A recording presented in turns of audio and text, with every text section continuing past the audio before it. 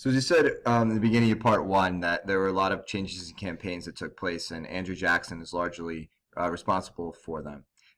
So one of the things we have to note is that um, political campaigns are great drama, right? They're great entertainment. Like if you just watch what's going on in the news right now, Donald Trump is the king of this about making um, campaigning entertaining for people. And that's really what Andrew Jackson and the Democratic Party did. And a lot of these ideas actually came from Martin Van Buren, who would eventually be president of the United States. He was a Jacksonian Democrat, ran as vice president with Andrew Jackson.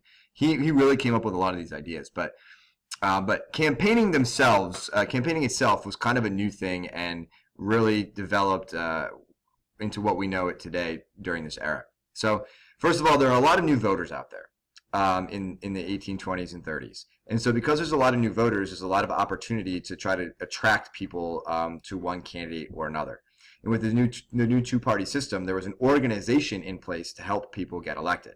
And we know that during the Federalist era, John Adams, Thomas Jefferson, you didn't campaign. It wasn't seen as a good thing, right? It seems like you wanted power. But this is now a new generation of politicians who want to get elected. And they have an organization around them that are going to help them get elected.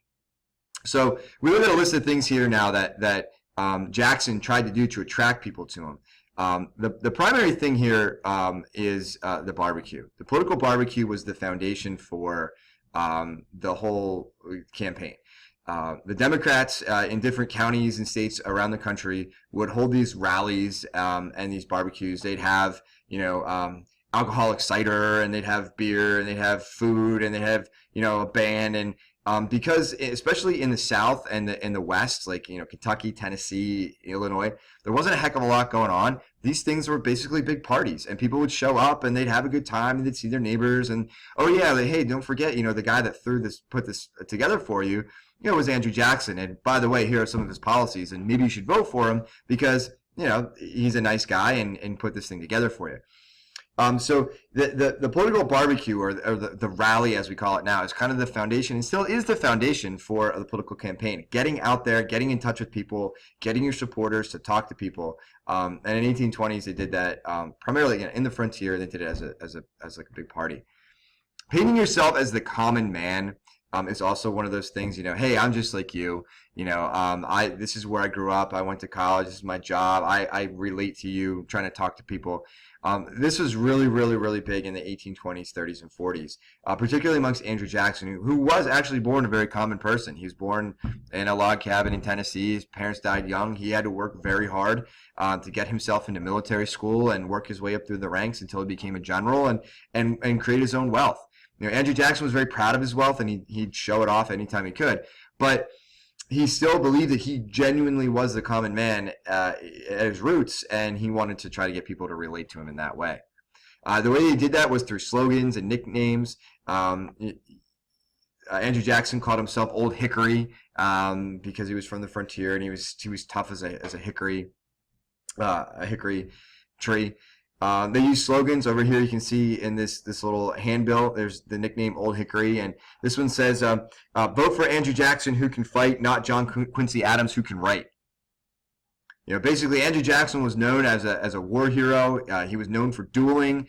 He was known as a generally like kind of tough guy, and these are all kinds of things that people in the frontier in the South could relate to as a common person. So, John Quincy Adams, on the other hand, is this elite, educated, Bostonian whose father was president. So, vote for Jackson who can fight, not for Adams who can write. So, again, the reason people love this is because it was great drama and it was great entertainment, and it gave people something to do in an era where there wasn't a lot to do. The other thing that worked here was that there were transportation systems and communication systems now finally in place that could help these candidates get around and do this. So you had the telegraph, able to get information out quickly to different parts of the country, but also railroads and canals and things like that helped the candidates actually get to different places, especially in the frontier. So just take a moment and stop and check there and think about the Missouri Compromise and how it helped lead to new political parties. And if you pick C, you picked the right answer. Good work. All right, so Andrew Jackson, in a lot of ways, is the first modern president of the United States. Not the first president, but the first modern president. When we think about a president that is influential in guiding the nation's policy and really using his powers in a way to do that. And the quote there says from Andrew Jackson, "I'm the only person in the federal government elected by all the people." So he genuinely believed then that he should be the guiding voice in the federal government. One of the ways that he used that he did this was by using the veto to influence policy. He would kind of bring members of the House of Representatives and the Senate into the Oval Office and say, hey, what are some of the bills that you're considering? Or, maybe you better not consider this bill, or you better change the language in it, because if you don't, I'm going to veto it. So you might as well not do it anyway. He used the veto more frequently than any president before him. He only vetoed 7 bills, but that was a lot compared to the presidents before him. And a lot of people, particularly like Henry Clay, would say that he used the veto way too often to intrude on the legislative branch. Jackson, on the other hand, would say, well, hey, I'm just looking out for the people because they elected me. Jackson really helped develop the party organization system as well, and he did that through the spoils system. The spoils system was a way of rewarding people in the party for getting you elected by giving them jobs.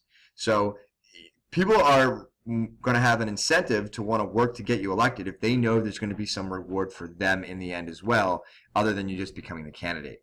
So what Jackson would do is when he was elected or when he was reelected, people that supported him, he'd give them jobs as tax collectors, postmasters, federal jobs that were, pretty good paying jobs and had some responsibility, and it rewarded people for getting him elected. This solidifies the party system. Really makes people want to belong to the party because, again, they know there's a reward for doing so. So it makes the two-party system between the Democrats and the Whigs even more solidified because you have this sort of system going on where the losers are punished and the winners are rewarded. So we're going to talk a little bit here about Andrew Jackson as president. You go back to this as president and some of the events in his presidency. But we have to take a moment and kind of think about this kind of all in context.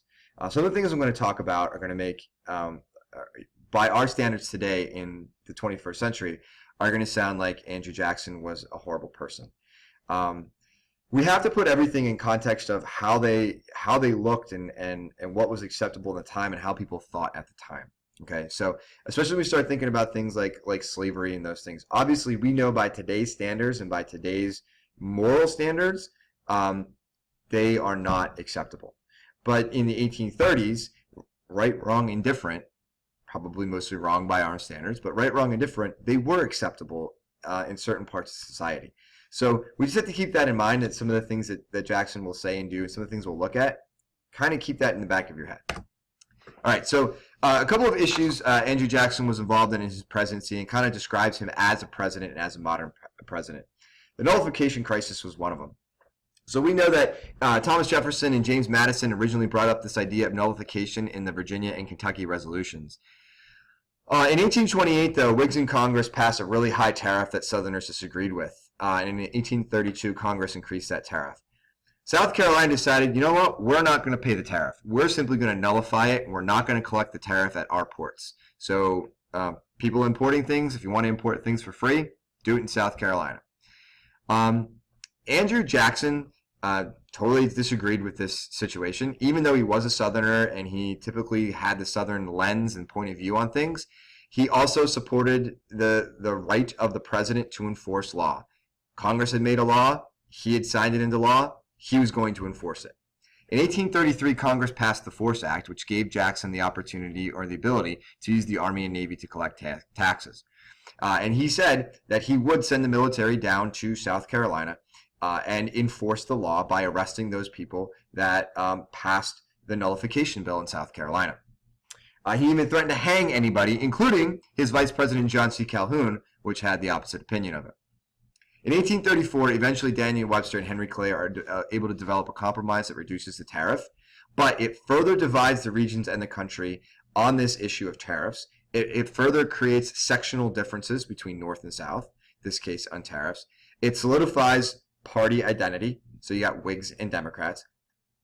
And the Force Act and the Force Bill gives the president significantly more power. And it's power that would later be used by presidents like Abraham Lincoln during the Civil War to try and enforce laws in areas where people were not following them.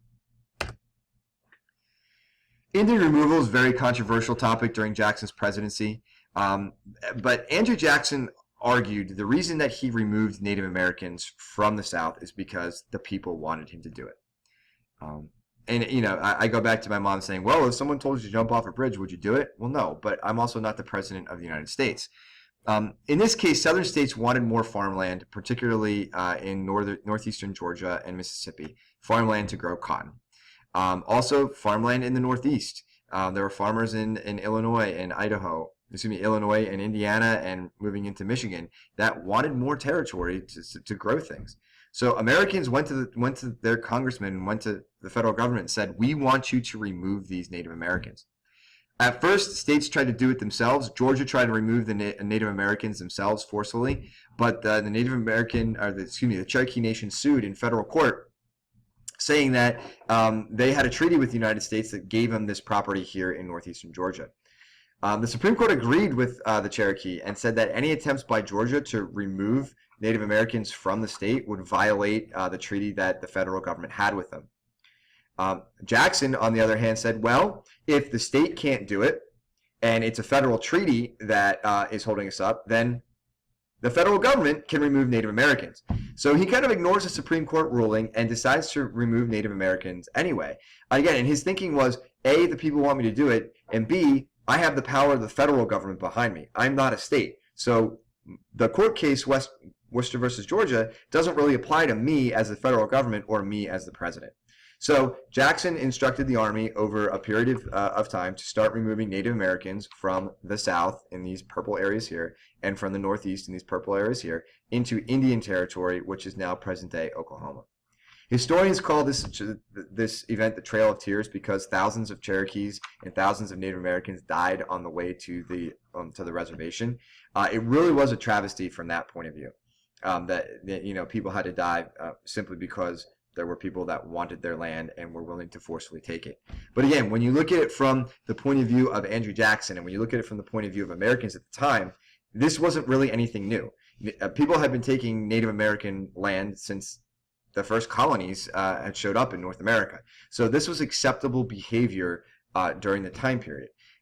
Again, by our moral standards, probably not a good thing, but at the time, Jackson genuinely thought that he was enforcing the will of the people in removing Native Americans from the South.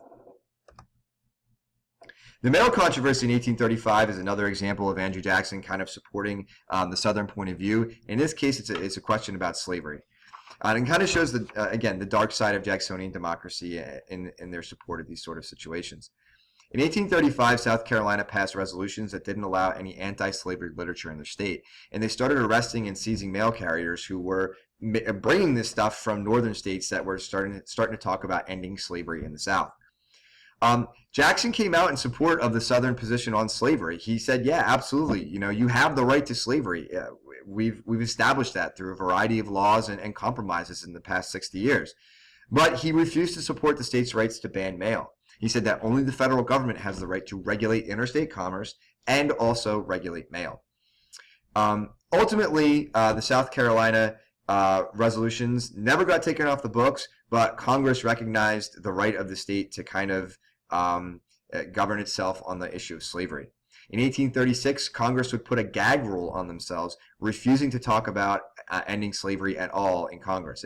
Bringing up that sort of topic was not allowed based on the rules of Congress from the gag rule in 1836. Ultimately, what do we get out of this? We get that Jackson is a slave supporter, but he's also a supporter of federal power. And it's this kind of dual position that makes Andrew Jackson kind of an interesting person, where he supports the right of the state to do one thing, but also the right of the federal government to do its thing. And it kind of muddles the water in some historians' eyes on federalism. I think Jackson was very clear on his point of view. Federal government takes precedent over the state, except when it came to this issue of slavery. He didn't think that the federal government should tell the states whether or not they should own slaves. Looking at the dollar bill there, kind of think about the dollar bill, think about money and what it means, and we'll come back in part 3 and talk a little bit about Andrew Jackson and financial issues.